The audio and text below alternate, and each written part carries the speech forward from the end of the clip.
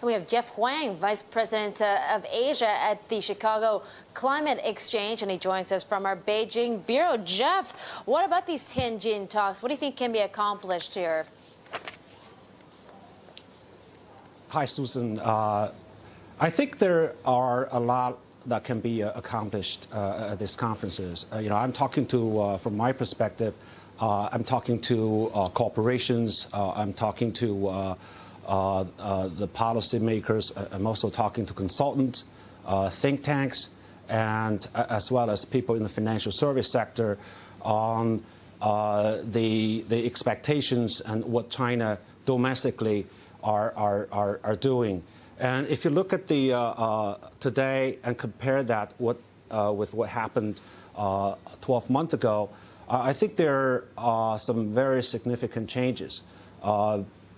Last year, about this time, I think 3 environmental exchanges were set up in Tianjin, our Tianjin Climate Exchange, as well as in Beijing and in Shanghai. And last November, the government in China announced a 45% cut in carbon intensity, in carbon emission per unit of GDP by 2020 based on the 2005 level.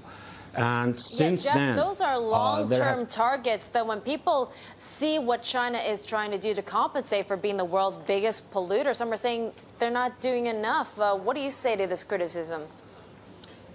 Well, again, I'm talking to corporations, the very big emitters in China on a regular basis. And what I can see from what they're doing, and they're prepared. They're prepared in taking advantage of the new technologies. They're taking advantage of the new solutions. For example, some of the emitters in the utility sector, some of the manufacturer in the steel sector.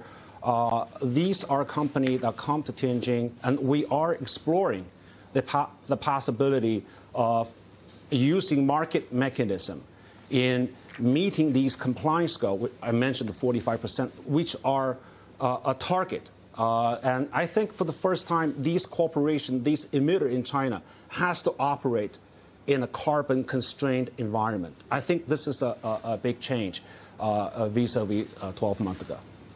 Yeah, and Jeff, and that's where you come in, because you are the head of the Chicago Climate Exchange and also the Tianjin Climate Exchange. What about China's development, though, and how that factors into their pollution? Because it's a very imbalanced economy right now. You have these rich coastal areas, some would say the biggest emitters right now being Beijing, Tianjin being one of them, and also Shanghai as well. So, I guess how does the coastal areas make up for the interiors, which some would say aren't really producing as much pollution as the developed and bigger urban cities?